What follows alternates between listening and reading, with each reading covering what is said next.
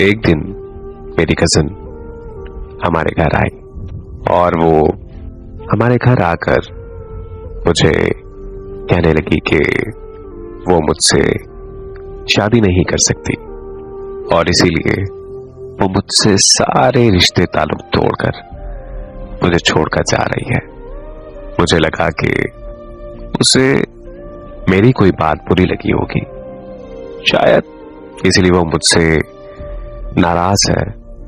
मैंने कहा चलो कोई बात नहीं, ये कुछ दिनों तक खुद ही मान जाएगी।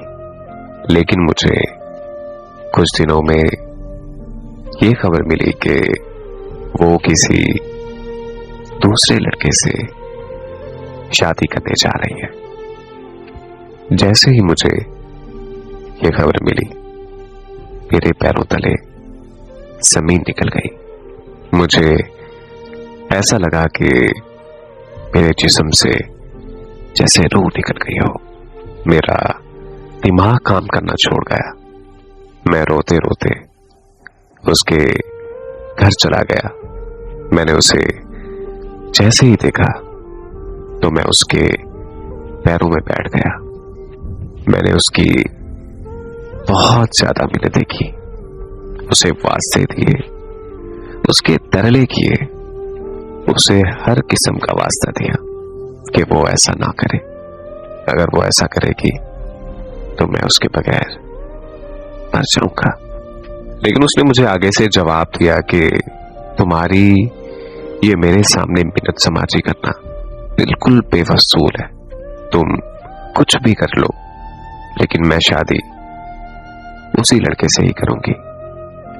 उसकी ये बातें सुनकर मुझे बेहद तकलीफ हुई। जिस लड़की से मैं बचपन से ही प्यार करता आ रहा हूं, जिस लड़की के लिए मैं अपने पूरे खानदान से भिड़ गया, जिस लड़की के लिए मैंने हर एक लड़के से लड़ाई की, हर उस इंसान से लड़ गया जो उसके मुखालिफ था, वो लड़की मेरे साथ ऐसा करेगी।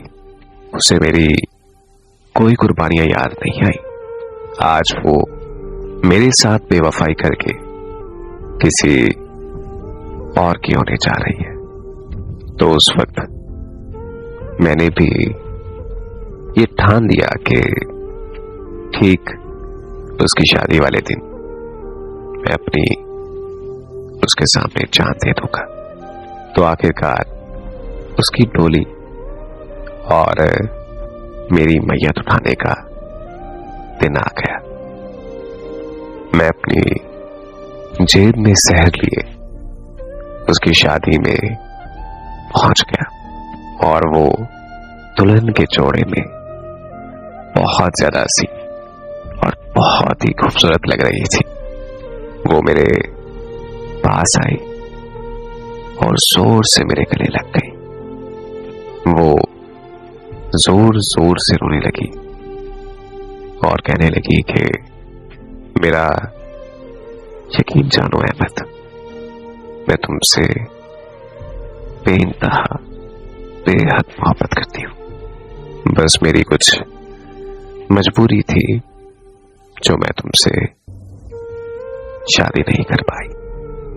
मेरी कुछ मजबूरी थी जो मैं तुम्हें कभी भी नहीं बता सकती।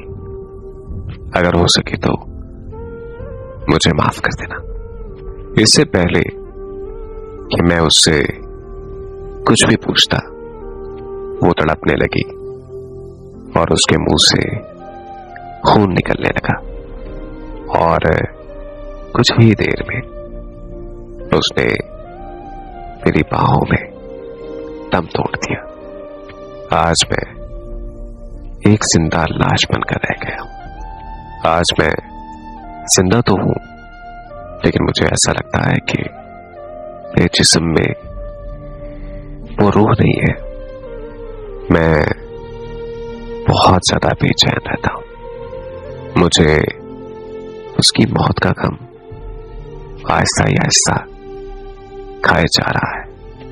मैं आज तक इसी उलझन में उलझा हुआ हूं कि उसने आखिर ऐसा क्यों किया क्यों वो लड़की मेरा साथ छोड़कर चली गई, क्यों वो मुझे इस बेरहम दुनिया में अकेला छोड़ गई।